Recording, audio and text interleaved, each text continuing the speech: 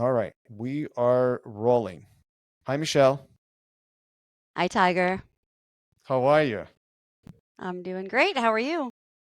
I am doing fantastic. I was so happy to reconnect with you a couple of weeks ago, and it's almost like we didn't even stop talking. Like we just connected and let's go, and we're up and running and we're working together again. I really, really appreciate that. I love it. I'm so excited that you did reconnect. And you're right. It was like I just saw you yesterday. Yeah. When did we meet? Was it like when Jamie just started Ideal Practices, like 2017, I feel 18, like something I like feel it that? was, yeah, right around 2017, 18. Yeah. Okay. Okay. So is this how you started your career, or can you take us back a little bit how you started what and how you do what you do now? Yeah, of course. I mean, I have to go way back. I started in dentistry when I was 15. So, Wow. and I'm only Wow. 21 right now. So, Right, exactly. yeah. It's been 6 years. No, I started when I was 15. Back then, we still had paper charts and everything. So I started like filing and, pulling charts for the next day and confirming appointments. And then through high school, I started to learn more about the front desk and would work like nights and weekends at the office. And then I actually went to dental assisting school. So I was a dental assistant for many years. Um, but when I was pregnant with my daughter, I had a car accident and then couldn't sit chairside anymore. Oh, wow. But lucky for me, I already knew the front desk. So I just, instead of having to like find a whole new career, I just started working up front. And having that clinical knowledge was huge. So I kind of I worked my way up and out of the dental office. Like I became like the treatment coordinator and the office manager and I had a good grasp on everything and one day I was just like I think there's more for me. I want to share with more. So I went into consulting with a local consultant here in New England. And we did all kinds of practices, transitions, acquisitions, partnerships, but I was always drawn to the startups. And I was just like, these doctors, like, they want to do it right. There's no arguing with them or, an existing team to change things. They want to do it right from the start. Um, so I worked there for a little while and then took a little hiatus from consulting and actually helped a bank with their startup practice financing. So they wanted Oh, to like wow. start giving loans to startups. So I was the person inside that was dispersing the money, but also monitoring the doctors after they opened to make sure like they could pay back their loan. But I really, really missed working one on one with the doctors. So Jamie reached out to me because he had done a podcast episode with a friend of mine and, wanted to add some stuff to ideal practices at the time. So I talked to him and then went to work with him and I worked at Ideal Practices for 6 years and was part of like over 200 startups being open, which Wow. was amazing. And then, in 2021, I decided I think it's time for me to do this on my own and expand, not just for startups and not just like the consulting part, but helping existing practices and implementing systems and training new hires to make sure that, everybody is being set up for success. So here I am Interesting. today. That is so interesting. You definitely have the unusual way of or like you have unusual path of getting where you at. It's really Exactly. fascinating. So looking back, what do you think sets you apart from other consultants? Which part of your career do you think made the best or the biggest impact? I think because I've done so many different jobs and even like the banking part of it, like I've seen dentistry from so many different angles, not from just from the patient or from a clinical standpoint, the administrative standpoint, now looking at it from like a financing thing. And, I've always been really big on numbers. So I think that's like once I started in the bank and I started looking at the numbers, it kind of got me to looking at like these startups, like how can I help them, understand the numbers because a startup is unique, right? It's not the same as an established practice. So I think that Right. kind of it's like my just look at it from a bunch of different perspectives, I think, is what kind of sets me apart. Interesting. Can you take us to the days at the bank? Like what was it like to work at the bank and working with the dentist and on the finance? I feel like there might be some stories there.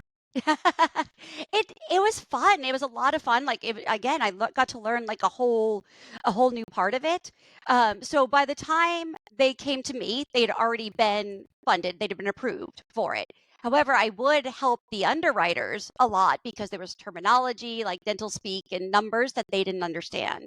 So I kind of helped to coach the underwriters or like, okay, this person, is in a good shape or this, when they're producing, this is a good amount for a general practitioner and stuff like that. So that was really interesting. And then, just distributing the funds, as the construction funds came in and even the doctors don't realize like how fast that, 500,000 or $750,000, like you blow through it and you can't always have all the bells and whistles right from the beginning. So, it was Yeah. it was great, and then even after the fact, they would have to send me, like, their monthly production numbers and the number of new patients, and I had a good grasp on that and could understand, like, "Okay, I'm seeing the growth," but the thing I missed the most is, like, it's a bank, it's corporate, there's a lot of regulations, so was, like, scripted on what I can coach that doctor Oh, on. mm-hmm. And that's what I missed is like I'm looking at these practices and some were doing fantastic and other ones I'm like, uh-oh, they might need some help. And all I could do was recommend a consultant. So go help Hmm. find someone to give you some help. Interesting. What are what some of those moments where you think the dentist like those uh-oh moments? Well, one of the things we ask is like, what are your expenses? And when someone starts up a practice, they have some working capital that's supposed to be there to help them through the first couple of months because, especially if there's insurance involved, there's a lag for the revenue. You can produce, but you got to wait for the revenue. And there were people that, were collecting maybe 15, 20,000, but month after month, their expenses were 50,000. It's like, where is the money? Wow. Like they blew through the working capital really fast and didn't have reserves. So they were like looking for other places to fund Wow. to give them some backup. So it was a little scary for some of them. I do say, like in my 200 doctors that I've worked with, like over time, I've never had a startup fail. Like they've all some struggles, of course. Like not everybody is going to have an easy path, but um, my favorite practices are the ones that struggle a little bit. So that I Right. can Right. really help them to understand and get to that success. Yeah, I always say, it's so interesting when as I build Zen and I get a chance to connect with some people that build other companies, and it's always fun to talk about the the the pains of building the companies. And it's like there's no right balance. There's no you can't say like, like two struggles a day would be great, right? So it's always whatever comes your way is what you're dealing with. Um, but I always say like the analogy I have is it's like you're writing a book, right? The more challenges you have in life, the more and hopefully the more interesting the book is going to be. So it's kind of boring if you like go to a CE course and you grab a drink at the end of the CE and somebody asks you, "So how was it?" You're like, "Great. Didn't feel anything. Just opened the practice and in a year we're at $2.5 million. I don't know how it happened. That's it. Right. That's the end of the story, right? There's nothing to talk about. It's not interesting versus, oh boy, we opened the practice for 5 years. We couldn't get this going, then this and that. And now we're on a second location. That is a lot more interesting. Right. Right. One of my favorite stories, and like you say that I've had plenty of practices that I've worked with. In the first year, produced $1 million, collected $1 million. Like I've had huge success stories. My favorite story is actually a doctor out in California, um, and she didn't want to see a specific type of patient, so she like opened her practice um, and traditional marketing efforts weren't working with this person. Like postcards Hmm. were not working, social media wasn't working, like nothing was working with her, and it was a real struggle. And she's a pediatric dentist. And she's like, I'm going to fail. And I must have talked to her and her team 2 to 3 times a day, every day for the first 6 months, just trying to figure out what we could get to work. And Wow. she'd have patients trickle in, like she was taking, Denti-Cal, so she was having some Medicaid patients come in, but nothing was taking off. We couldn't get her over that little hump. And one day we found an event, and she went dressed as the Tooth Fairy to movie night in the park and handed out flyers in little goodie bags. She got so many patients from that. Like literally, I was like, okay, well, this is what's going to work for you. So let's find more events and dress you up like the Tooth Fairy.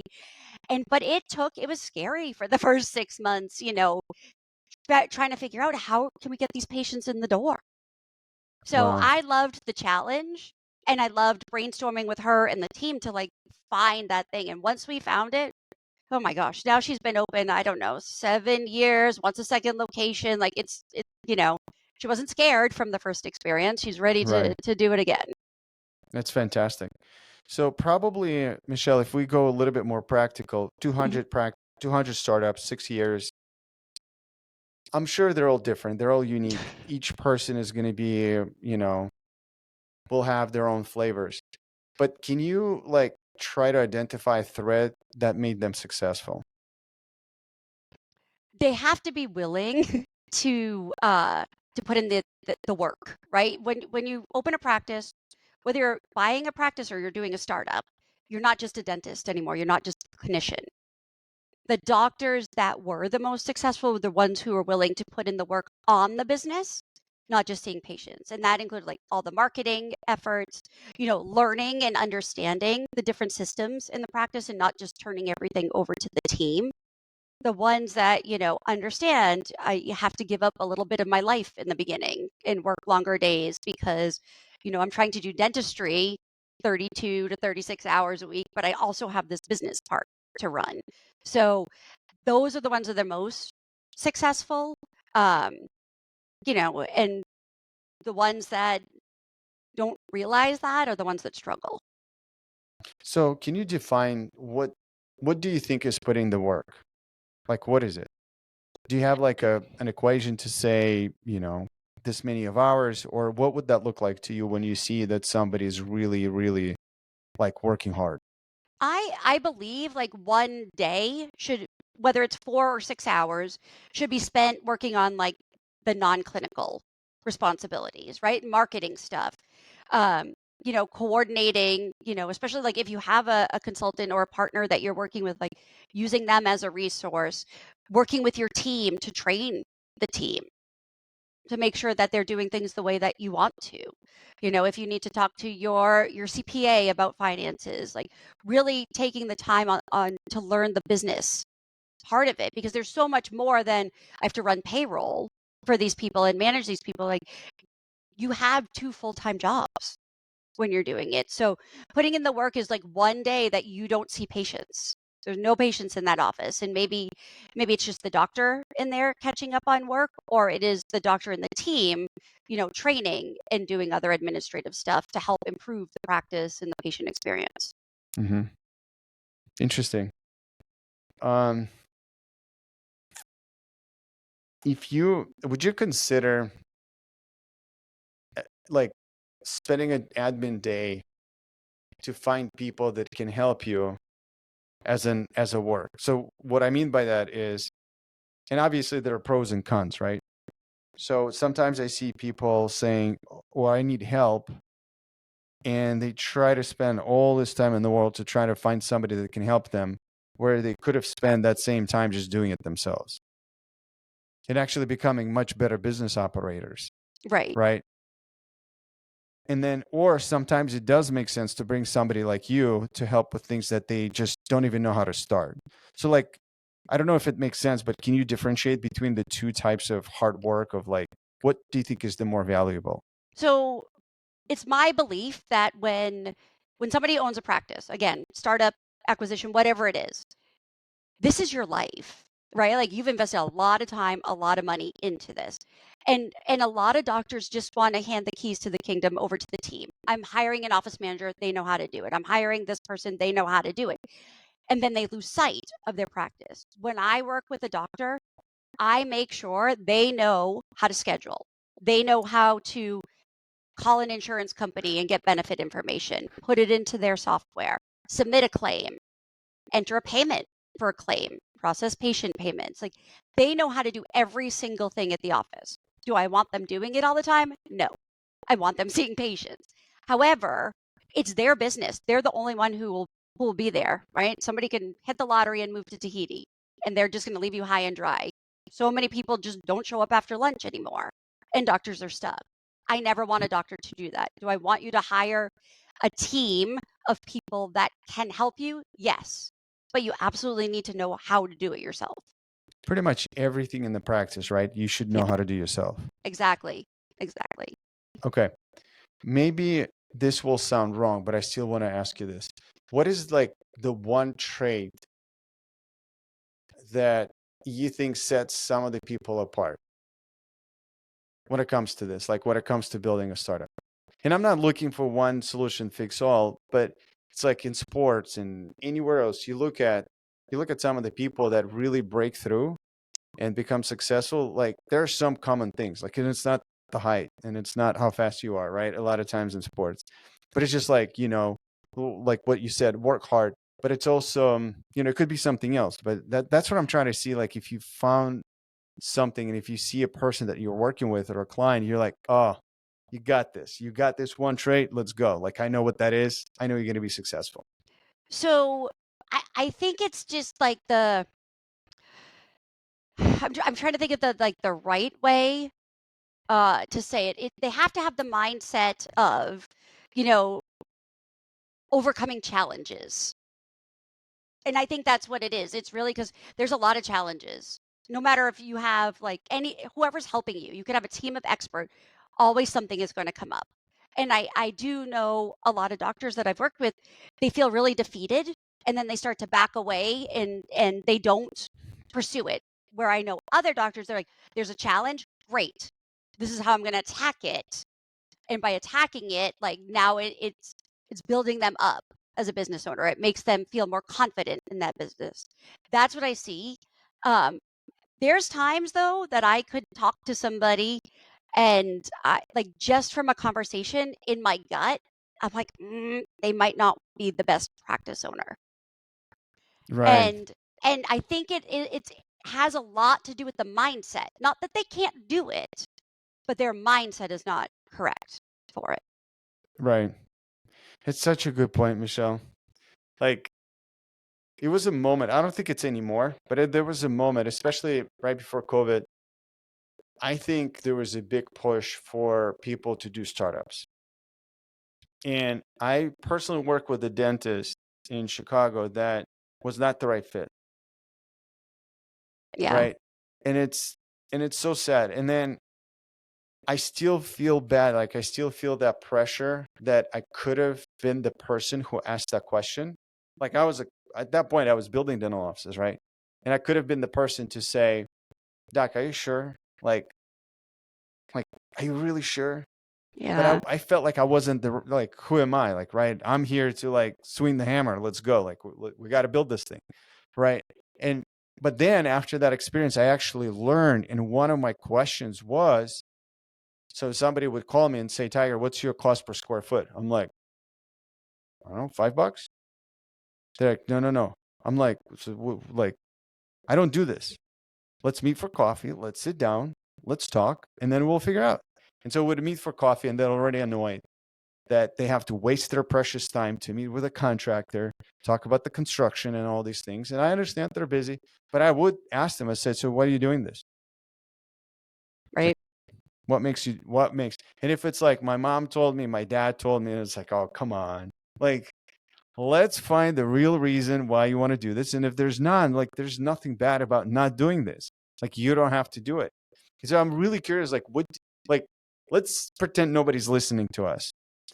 What do you think the traits are? Or if somebody would look at the mirror, like how would they know that they're not made for that? Like, and I have a couple examples too, but I just want to see like what do you think?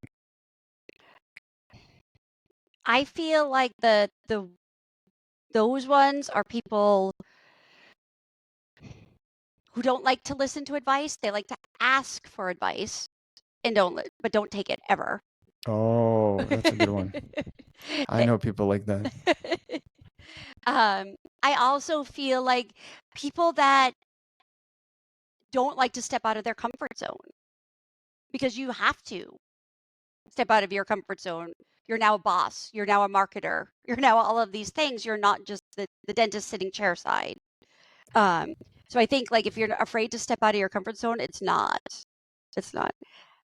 And I hate to say the word, but like lazy. I have definitely come across some doctors that are like, they just don't want to put in the effort. They're just lazy. I want to work my 32 hours and go home, but I don't want to do it for anybody else. I want to own my place and have everybody do it for me. It can be done. Plenty of doctors do that, but it really concerns me that that type of doctor is going to be the one that's completely taken advantage of. Yeah. I would respectfully disagree, Michelle. I think when you say plenty of doctors did it, I don't know if plenty of doctors did it. I feel like even if it seems on the outside that, and please disagree with me Yeah, too. no, go right ahead. I just, even those that you see will have 5 offices, they'll drive a nice car, show up at the office, smile, laugh with everybody, and they go home or they go play golf or they pick up the kids, and the associate would be looking and be like, I'm not gonna do that, like you don't do anything. Like, come on, you just show up, shake hands, kiss babies, and then go play golf. Like, I can do that. And I think a lot of people just see that on the surface and they don't see how much the work was put in before. I do And so agree with like, you. Yeah. and that's where like, like I feel like everything is fair in the world where like if you would put in the work, you'll reap the rewards. Yep. But if you're saying you're lazy, I have a hard time imagining there's nothing wrong with being lazy. Like there are plenty of people who are lazy and happy. And that's great. Yeah. Right? Just as long as you know you're lazy. But like I think I have a problem, and it seems like you too, is like when you choose that something is hard with your own expectation that you're just gonna come in and pretend that it's gonna be easy or it's just gonna fall in your lap. Like, and then these people, especially if they complain and like, oh my God, it is so hard. Yeah, what do you think? Like, if it would be easy, everyone would do it. Like Exactly. you're building wealth. You're not building paycheck. Like that Right. takes time and effort. Right. And believe me, ultimately, I want doctors doing dentistry, right? I am not a fan of doctors like having to go over treatment plans and talk finances with patients. That's not what I want you to do. But I do want you to like, pay attention to your business and do your due diligence, right? And surround yourself with the right team and coaches, right? And the team isn't just your hygienist and your assistant. It is partners like Zen. It is partners like Affinity. It is partners like the CPA, like all of these experts, that can help support them and get them where they need to. Hmm. That's exactly right. Michelle, what do you like? What do you see? Again, 200 startups. This is such a great sample size. 200 startups. What characters of the team members that made them successful? Um, they have to have an open mind. When you go into a startup, everybody thinks, oh, it's a small practice that we don't have any patients. It's going to be easy for me in this practice. I can kick back and enjoy it. But in fact, I believe that people in startup, they work twice as hard because you don't have as many people right from the onset, right? You might have one front office person, one hygienist, one assistant. Um, so the team has to be open-minded. They have to be people who, it doesn't matter how much experience they have, but they need to understand how everything you do is about that patient. It doesn't matter if you have to stay late. It doesn't matter if you work through lunch. Like you're trying to build up this practice and the reputation of it. So if we ask you to scrub the floors in the toilet, it's not beneath anybody, including the doctor. And setting that expectation right from the beginning is important. And I think that's what helps people. Now, I have a lot of doctors that say, I worked with this person before. I want them in my startup. I'm not opposed to that, but I have seen them bring the person over. And when they're the only one, the only assistant or the only front office person, the weaknesses show. When they're in a practice that has Um, other assistants and other front office, you tend to play off of each other's strengths and weaknesses. So I've Right. had multiple occasions where they're like, she was awesome at the other office. I don't know what happened. But it's because, yeah, everybody has a weakness. Some people, like, you can deal with it on a lot of people, but it does show when you're the only one. Yeah. Yeah. It is so powerful what you said even before. Like, one of the biggest things is when you open up a business or your own practice, like it's okay not to know, it's okay to make mistakes, it's okay to hire the wrong people. It's all going to happen. Like it's just going to happen. But I think to shy away from like knowing something or shy away from or staying away from certain parts of the business by bringing the people to say, oh, now he or she will be responsible for that part and I don't need to learn.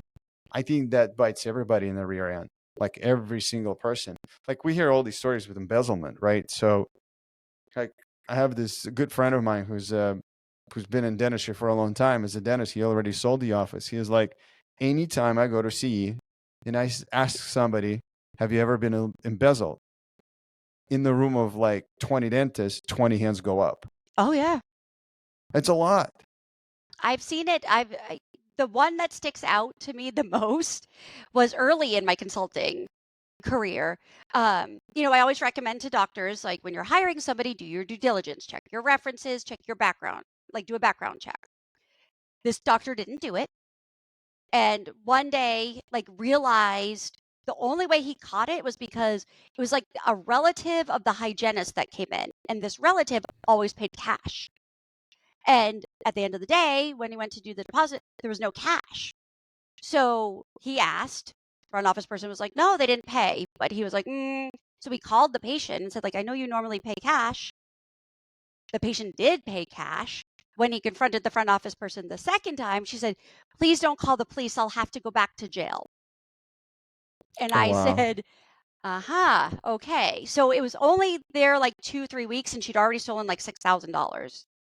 So, wow, but I think a lot of doctors don't say anything about it because they're ashamed, embarrassed that it happened to them. But it's yeah, so common. It's so common. wow.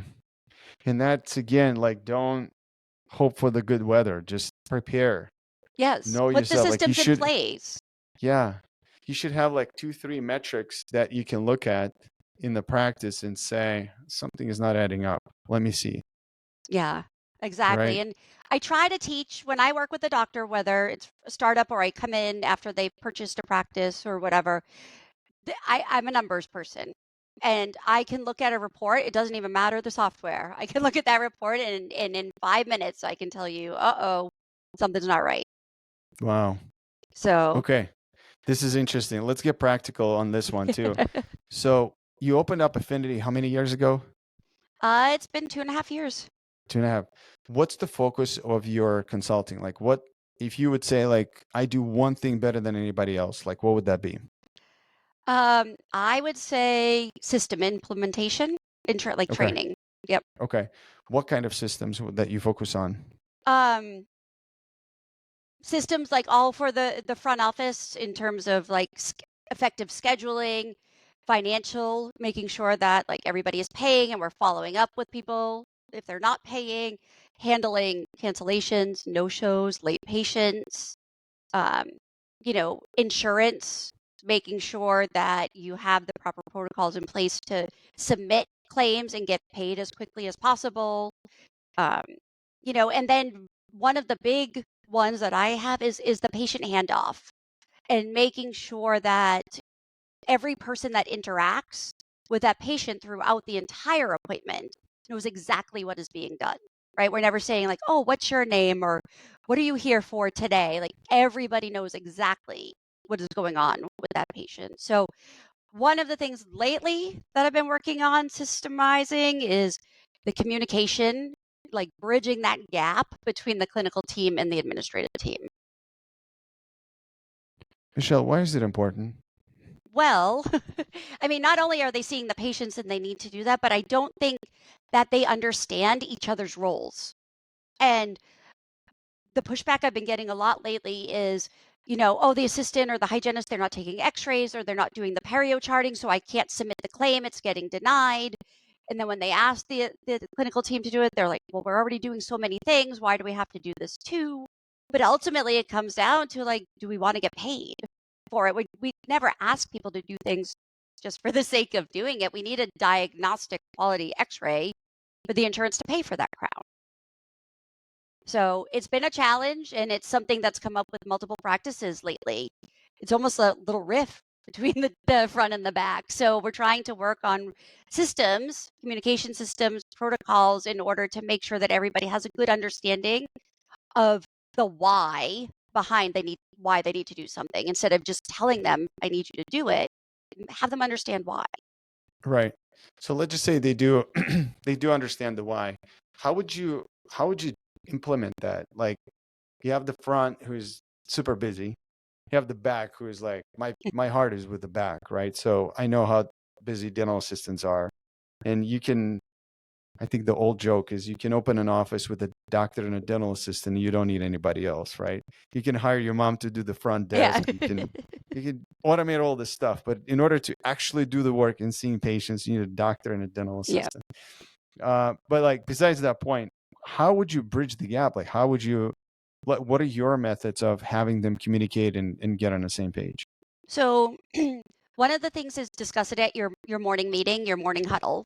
As you're going through the schedule, the administrative team members can easily say, Michelle's coming in for her crown delivery today. Make sure you take, a PA of that tooth. Or, hey, I know we didn't do a perio charting when the patient was here for the comprehensive exam. Before we start the scaling and root planing today, please make sure you get, full probings for me. That the huddle is one thing. The other thing that we can do is just add them to the appointments. You can make in-office codes, so it's not going to be something to be billed, but it's that extra PA is attached to the appointment. The perio charting is attached to the appointment because usually the clinical team members are going to do what's on the schedule. So if we're, Mm, in addition to bringing it up, if we're reminding them, you know, interesting. there's insurance companies that pay on prep date. There's insurance companies that pay on seat date. There's like things that we need to know. Adding that stuff to the appointment and communicating at the morning huddle helps big time. The other thing I like to do is, um, I actually got it from Teresa Duncan of Odyssey Management, but she has a document that says like procedures that require documentation. And I tell the team, like, laminate it, put it up in your lab or your steri area so that every time they walk by, they're like, whenever we do a crown, I need this x ray or this photo to help remind them. Interesting. What's the typical pushback from the back office that you see? I I believe it's not that they don't wanna do it, but they're already like, "We've got everything crammed into this appointment, like, I don't have extra time to do it." So I think it's more of not understanding why it's important and just thinking like they're just adding something else to me. Interesting. Let's talk a little bit about the morning huddles. For offices that don't do morning huddles, what would you tell them? I mean, I know some offices don't do it and they're on the same page and everything. I do think it's a great opportunity for you to get everybody on the same page if it's done properly. Right? I don't care if you have 30 employees, you can still get it done in less than 10 minutes if you focus on what is important. Because I've also seen offices that literally go through every single patient on the schedule and just read what's there. Well, anybody can do that. And of course, people are going to be bored by that. What are the highlights? Are there any problem patients on the schedule? Hey, does somebody have an opening? And you know what? They're past due for hygiene. We can slide them in right after our appointment. Talking about things that can help maximize your day or reiterating, hey, this person was here last time, they never did the treatment. And, I'm sure that tooth, that cavity probably has gotten bigger. Let's remind them to do that. So Hmm. I think it's a great opportunity to help maximize the day and increase productivity, if you're trying to shoot for a certain goal for the day. Interesting. And then when you say 10 minutes, even 30 people, where do you see people taking the morning huddle to the extreme? Like what are the elements that if you see it, you're like, nah, let's remove that. Let's not talk about it. Well, again, it has to you have to hit the highlights or the things that you have questions on, right? So if somebody has like, oh, this person has an allergy, maybe we need to find out like what anesthetic do you want to use? Like hit the highlights. You don't have to talk about every patient, and not every single person has to speak. You have a delegated front office person who does their part. The assistants each talk about their schedule, or the hygienists each talk about their schedule, but only the highlights. And you have to stay focused. People will all of a sudden start talking about something that happened over the weekend, or they something that should really be addressed at a team meeting or one-on-one instead of at the huddle. The huddle is just like, I always use the football analogy. I love my football, right? What do they do before every play? They get in a huddle, they talk about the play that they're going to do, and they get into it. So that's what your huddle is going to be, is like, let's talk about the day and how like we don't fumble or throw any interceptions with these patients. Yeah. Michelle, why do you think we use so many analogies from sports and business or in dentistry? I don't know. I don't know. I love it. I'm a big football analogy, and then I'm always like, everybody needs a coach. Like Michael Jordan, one of the best basketball players ever, had coaches, had people helping him, trainers. Yeah. Like, so these people making millions of dollars are doing it. It's like it makes sense to have experts helping you. Yeah. I think one of my favorite analogies from sports into business is like, I always cringe when I heard people say, my team is like a family. I never liked that from the beginning. Uh, and only recently, you know, I think it got a little bit easier to talk about the teams as the teams. Hmm. You have goals, you need to accomplish goals, and it's for the reason. Like the sports team, they have drafts, and then somebody stays, somebody doesn't stay. It doesn't mean you're always going to stay with the team, Right. depending on the goal of what you're trying to accomplish. And so, it was always interesting to have that analogy.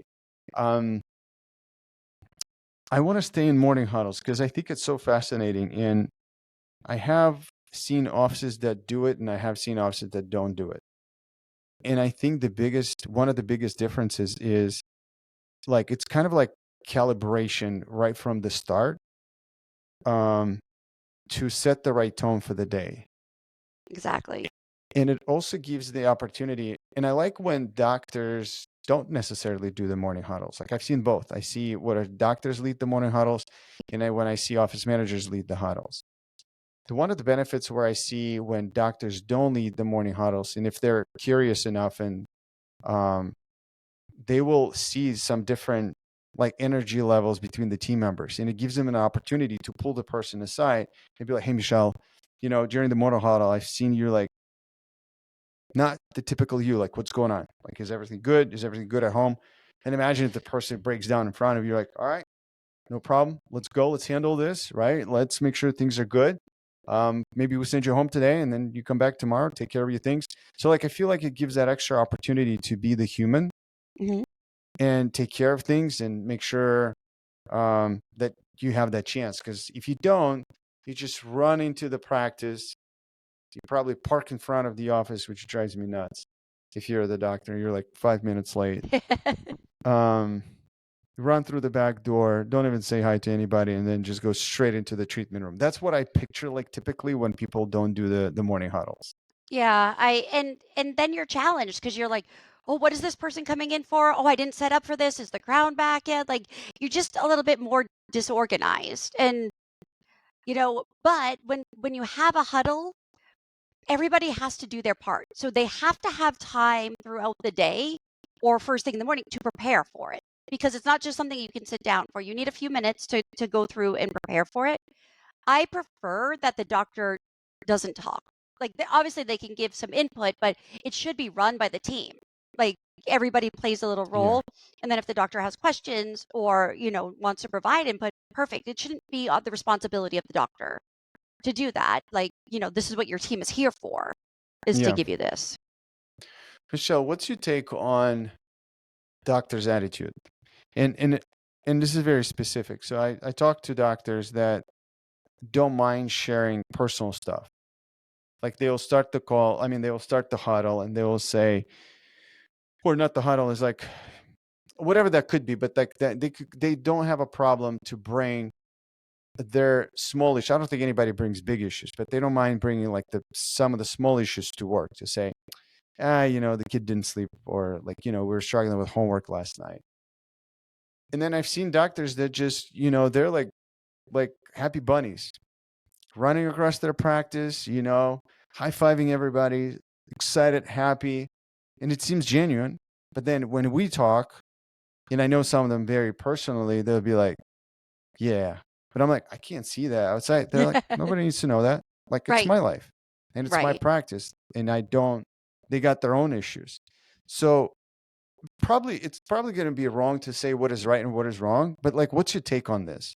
What So, do I you mean, think is the more I don't applicable? think there's a right or wrong. It's like everybody's personality is different, right? Like I always say, I'm an open book. I'll tell you anything.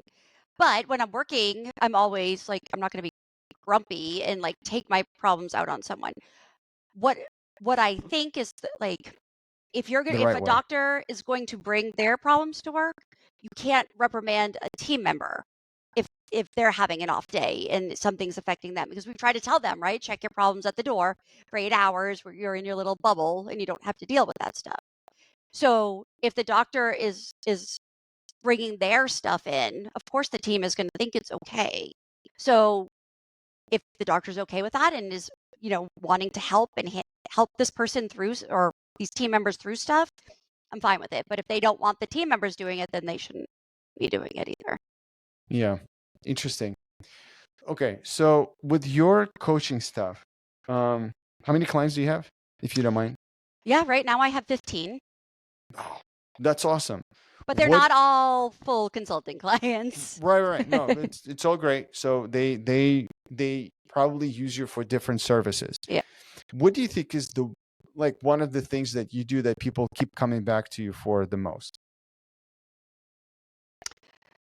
I don't know if I would say like keep coming back to me. Well, I guess I would say that they stay with me. Okay. So, I have startups that I've been with 5 years, 6 years, 7 years, like from day one.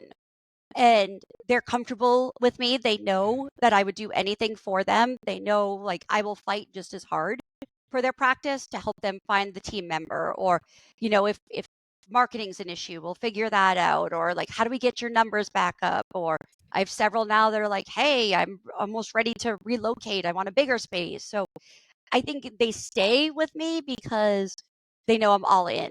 I'm a very hands-on and I'm reachable all the time.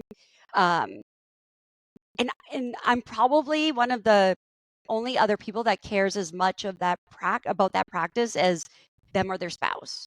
The team members don't. So they know that they can count on me. Now, I have had some clients that I worked with and then I stopped working with when I made like the transition from ideal practices to my own. Um, but I would say in the past, 3 or 4 months, I've had 5 people that like it's been 3 years since I've worked with them, and they have resurfaced and they said, I know you have this boot camp. I hired a new team member. Can you help me train them? Or, I have one here in Massachusetts that's like, I'm going through some transitions. Can you come do an observation day for me? So I think they come back because they know that I would fight just as hard to help make them successful as they're going to try. Interesting. When you look at the practice that needs help, do you look at it from a standpoint of the doctor being successful or the practice being successful? Um, well, I always start by asking the doctor, what is your definition of success? Because it's different for everybody. And so then I look at the practice. Okay, are we successful based off of that vision? And that's kind of how we devised our plan of what they're looking for. Because I mean, I'll have doctors that say like my, you know, um, definition of success is that I'm going to be doing $2.4 million like in 2 years.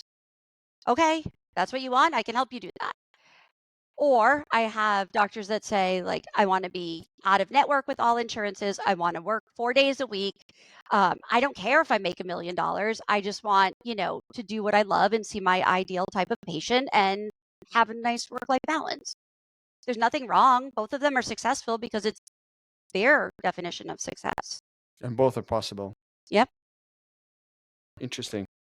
So when we when you talk to someone or when you work with someone who's a little bit confused about their goals and how they actually want to live, I don't want to call it a work-life balance issue, but it's probably similar to that. What is your conversation like? Yeah, I mean, we get personal. It's almost a little bit like a therapy session I would because imagine. if somebody's investing in this much into a practice and all of that, we kind of talk about like what are you looking to accomplish in the first 12 months? What are you looking to accomplish in the first 3 years, 5 years, 10 years? And we do that and I like to try to reverse engineer everything. So like, okay, if this is where you want to be in 10 years, this is what we have to put in place now because we're setting you up for achieving that in 10 years, not just to open your doors and see patients. We're setting you up for that ultimate goal at the end. So it's a little bit of a therapy session, like an hour or Hmm. so, and just, you know, digging into the personal stuff. Hmm. What do you think is the hardest about your job? That there's not 15 of me that I could spend more time with my clients. I mean, I don't even think about this as a job, Tiger. Like I love it so much that like it's not work. So I mean, yes, there's challenges because every doctor has challenges, right? They're all different. They all have different things going on in their office. Some people's challenges, other people wish they had those as challenges, right? So I feel like the hardest part is just, there's not enough hours in the day every day for me to do everything that I need to Right. How do you scale that? do. Or how do you solve that? I actually am getting so much better at this. I've actually hired some people on my team to delegate some stuff to now so that I can focus on the client stuff and not necessarily like the behind the scenes administrative stuff. Yeah, it's interesting. We all seem to not really enjoy the administrative stuff, I love it. right? I love it, but like my time is better spent like on a phone or a Zoom with a client helping them than, typing up, a form for them. So Yeah, they're still getting it from my team. It's just, it frees me up.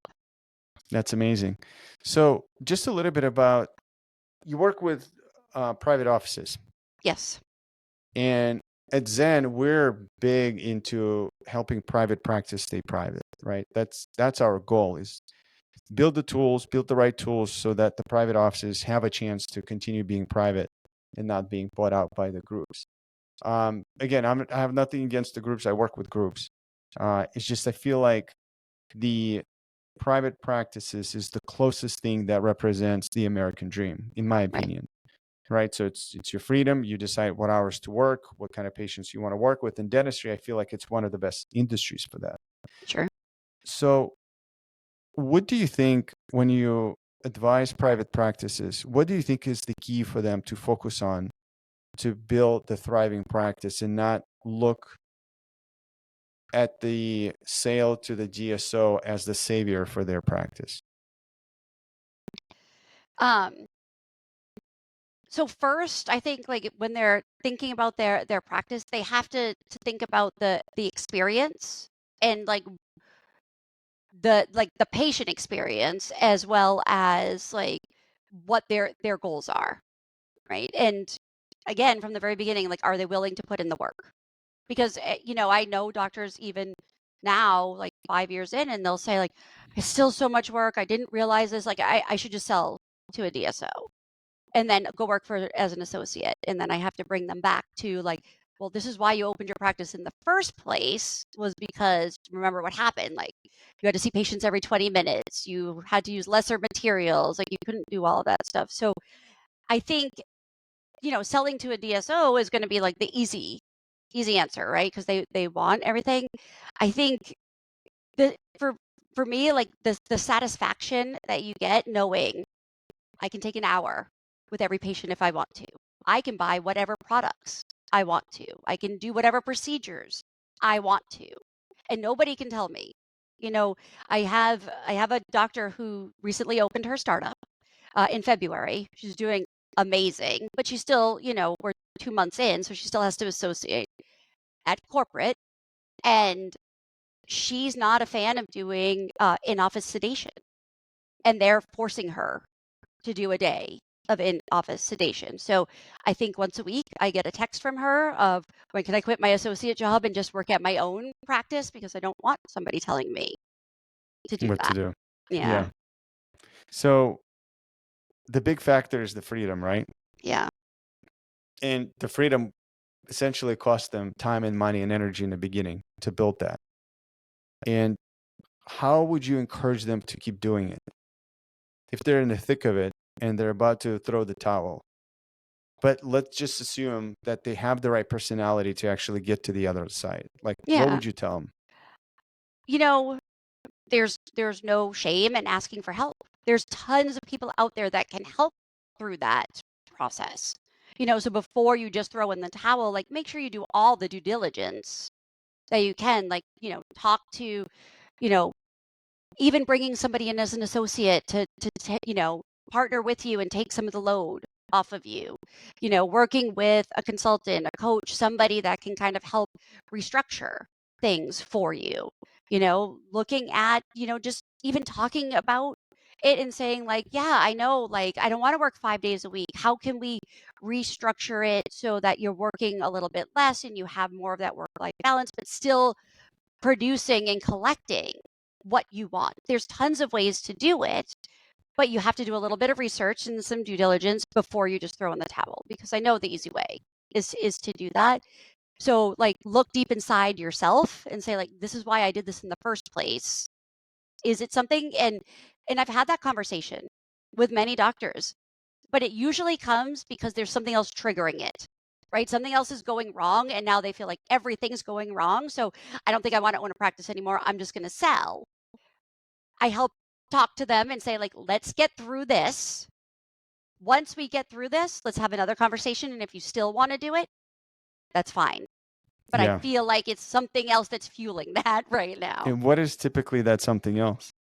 Oh, staff. Like, I can't find staff. Like, nobody's applying for the jobs, or they're always out. Like, that's a big frustration to everybody. Like, I feel like I'm not going to get patients if I drop these insurances, and the insurances aren't paying me enough. Like, those are things, like, I can't pay my bills because, the insurances aren't paying. Everything's getting denied. Their reimbursement's too low.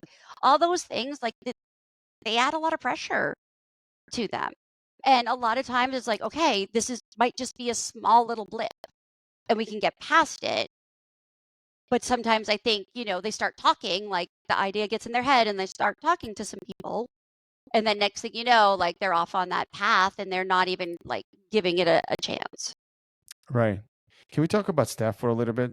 Of course. Why do you think it's so hard? I hate to use the word, but I feel like everything has changed. Everything has changed. After COVID, Yes, yes, it really has. I feel, obviously we all know about, like, everybody, like, changing. A lot of the clinical people decided to go, like, administrative or just change careers altogether. But as a whole, whether it's dentistry or something else, the mindset of people is very different.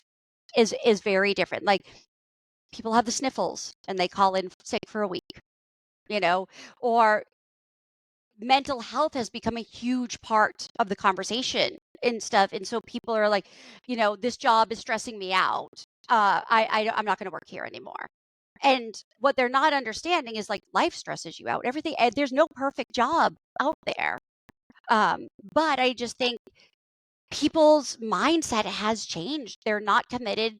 They're more about doing stuff for themselves, time off, traveling, like, being with people, than versus work.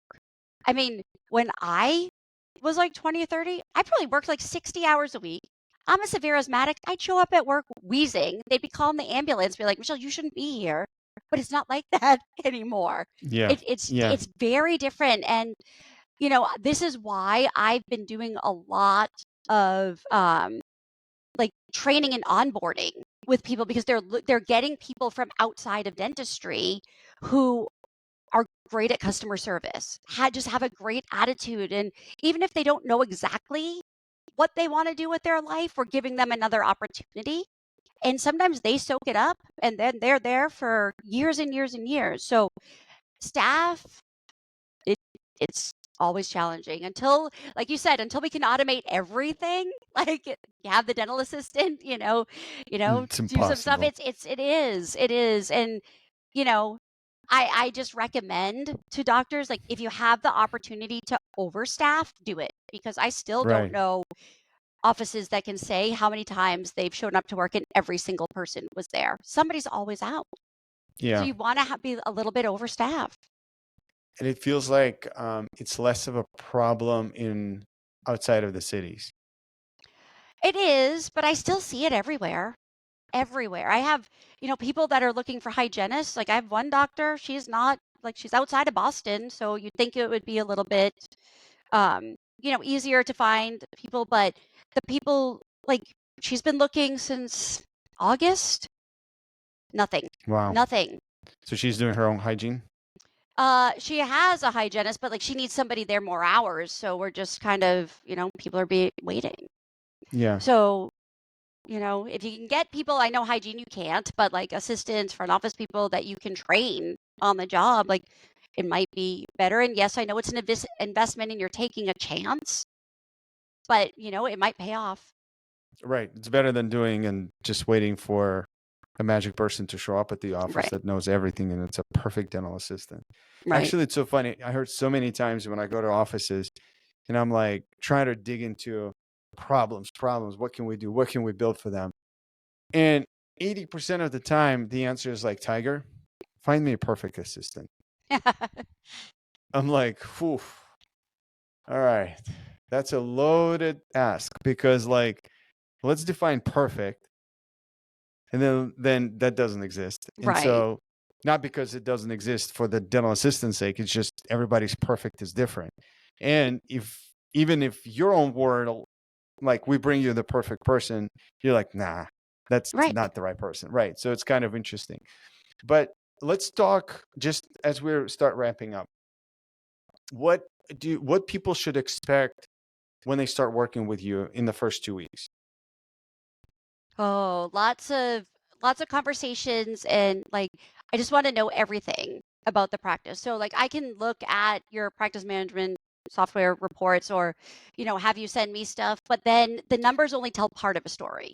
I want to hear from what's going on, and I want to hear from the whole team too, because I want their perspective on things. A lot of times the doctors fill out a questionnaire and say, oh yeah, we're this system's great and this system's great, and then the team members like, we don't even have a system for that, we wing that. So I want the perspective of everybody before I go in to do an on-site visit. So if somebody were to work with me, we do like a bit of an analysis, and then I come on site.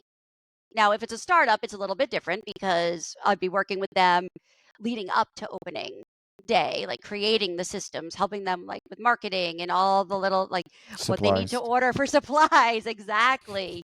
Exactly. All of that stuff. But it's really about understanding them, because it's not cookie cutter. Yeah, every practice Yeah. has to schedule and collect money and answer the phones, but out of my like 200 offices, like no two do it the same. And I love that because it makes my job like keeps me on my toes of thinking of new creative ways of doing it. Yeah. Michelle, you know what drives me nuts with startups is when they need to do their first supply order. It's like typically, I mean, depending who you buy from, it's like 15 to 20 grand. Yep, exactly. And I'm like, you haven't even seen a single patient, or you don't even have anybody scheduled yet. And what I'm pushing my team to build at some point, I'm not trying to do a plug for Zen, but like, don't buy anything. You open the door until you have the first patient in the schedule. And then if we know who that patient is for, like what procedures, okay, so it's going to be exam. All right, probably it's going to be, I don't know, let's assume that it's going to be like a filling or maybe a crown. Let's just get all the stuff for that for one patient. And it could be like $1,000 order. And some of it will sit, but you don't get all of it right away.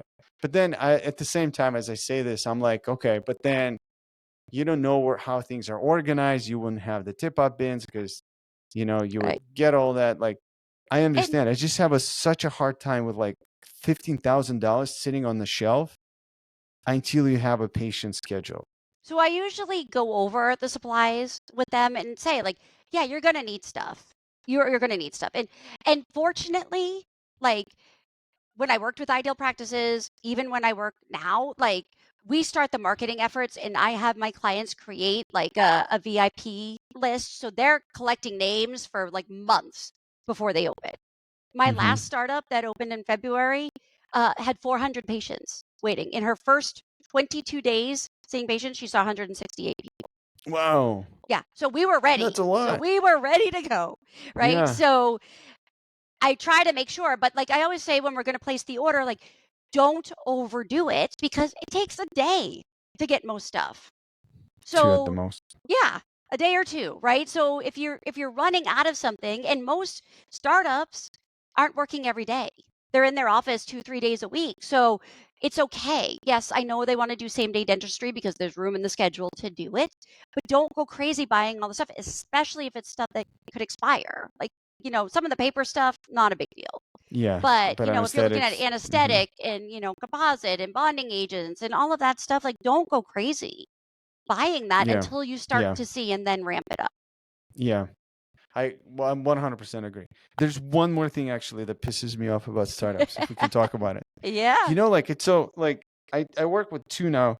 They have this idea that, okay, I'm gonna open it and I'm gonna figure out my perfect layout of my sterilization, my cabinets, my tip-out bins from day one, and it's just gonna work. And I work at this office where I'm recording right now, Mhm. Cedar Park Dental Wellness. They've been open, I think, for 2.5 years. The amount of time they moved the shelves, the tip-up bins, the walls, the fans, like it just like 5 or 6 times at least. Yep. Constantly moving things because first time they order or like they open, oh okay, so okay, we learned this. Okay. Now we need to buy Cerex. They bought Cerex. They move stuff. Okay. So now we bought PRF. All right, cool. We need a space for that. So let's move things around. And they're constantly moving things. Right. So sterilization is kind of like settling down with like shelves, open shelves. There are no cabinets or anything, and Mhm. you can see the pouches and everything. It's so visual. But I am like the two startups right now, they're wasting their time, like literally trying to figure out a perfect solution that's going to work forever. Yeah. So when I work with a startup, um, I don't let them just open the doors. Like they have 2 weeks of training once they get that CO, right? So they're getting trained on how to use all the equipment. They're unpacking boxes, putting the inventory away. I tell them all the time, like, just because you're putting it here today does not mean it's going to be there a week from now. Yep. Because what happens is like they're putting it away thinking it sounds like a good idea until they start seeing patients and they start going through the flow of things. And I say, you put it in this drawer. Now you're going to want it over here. So I always have them do like a test run one day of like friends and family that come in and see like how many times did you have to get up from the chair to go get something?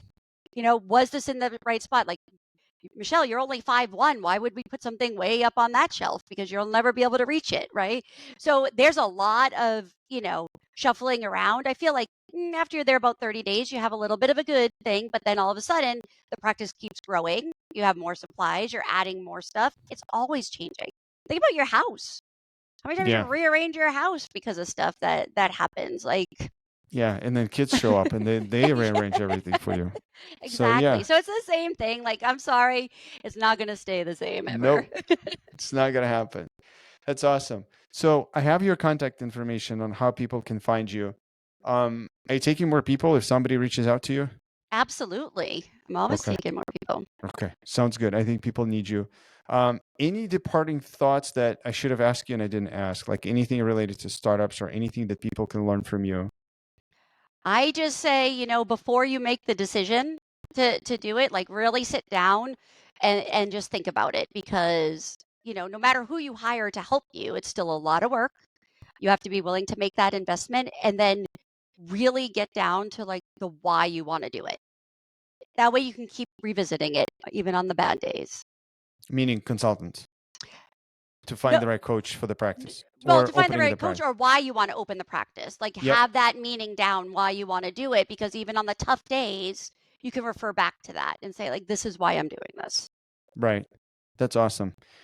I'll link up how people can find you, and hopefully we can do it again soon. This I'm was great. excited. Thank you. Yeah. Thank you, Michelle. I All appreciate right. it. Thank you.